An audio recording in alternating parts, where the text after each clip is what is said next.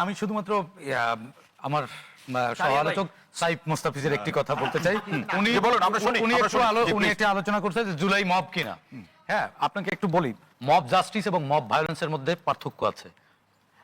জুলাই ছিল mob justice, আমি আপনাকে আমি যেটা বলেছি আওয়ামী লীগের লেন্সে, আমাকে একটু বলতে দেন। আমি বলেছি আওয়ামী লীগের লেন্সে, আওয়ামী লীগের যখন গভর্নমেন্টে লেন্সে কেউ দেখে না। আওয়ামী লীগ যখন গভর্নমেন্টে ছিল তারা ডেফিনিশন দিয়ে বলেছে এবং ইনসাফ যখন কেড়ে নেয় তখন সম্মিলিত জনতা প্রতিবাদের মুখে যা যা করে সেটাকে মব জাস্টিস বলে। এটা হচ্ছে কাম্য।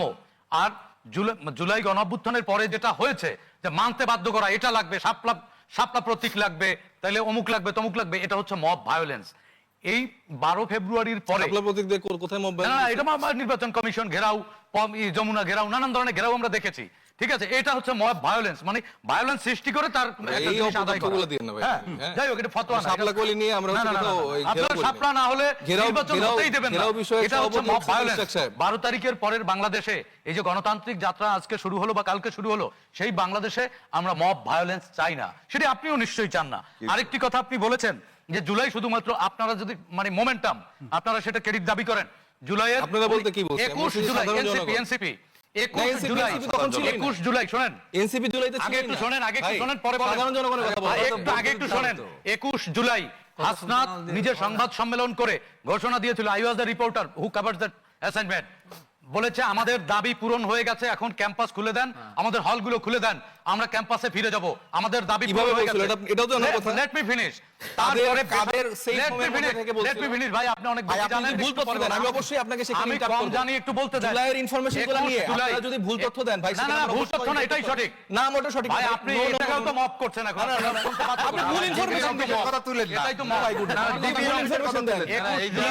21 জুলাই সরকারি বিশ্ববিদ্যালয়ের ছাত্ররা এবং রাজনৈতিক শক্তি যদি রাস্তায় না নামতো, হাসিনা পতন অবশ্যই হতো না। কারণ আপনাদের দাবি পূরণ হয়ে গিয়েছিল, আপনার ক্যাম্পাস খুলে দিতে বলেছিলেন। আর শাহরিয়ার ভাই আরেকটি কথা বলেছেন যে হবিগঞ্জের এক ছেলেকে এয়ারপোর্টে আটকে রেখে জিজ্ঞাসাবাদ করা হয়েছে।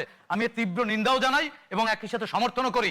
জুলাইয়ে যারা আন্দোলন করেছে সমন্বয়কারীর বা এই যে সাইফ মোস্তাফিজরা কি বলেছে কখনো যে আমরা পুলিশকে মেরে ফেলেছি, পুড়িয়ে দিয়েছি, আপনাদের পরিণতি এটা হবে? সে তো আত্মস্বীকারোক্তি দিয়েছে হত্যার। একটি রাষ্ট্রে যখন আইনের শাসন থাকে তখন অবশ্যই এটার জবাবদিহিতা করতে হয়।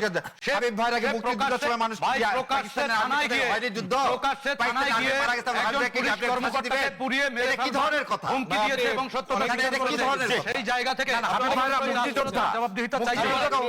অবশ্যই আমার কথা শোনেন, এরকম স্টেটমেন্ট তাহলে আপনি আজকে স্বীকার করে নেন জুলাইয়ে আপনারা পুলিশকে মেরেছেন, আপনি স্বীকার করবেন? কেন দিচ্ছেন রে ভাই? আরে না, মুক্তিযোদ্ধারা হলো পুলিশ মিথ্যা কথা চিল্লায়ে বললে কিন্তু সত্য হয় না। আবিব ভাই বলল, আমি তো বাংলাদেশের বলছেন যুদ্ধের ময়দানে। তাই আমার কথা শুনেন, ওই ছেলে থানায় গিয়ে বলেনি যে আমরা অমুক এসআই কে পুড়িয়ে মেরে ফেলেছি, বলেনি? না, কে মিথ্যা কথা বলছেন?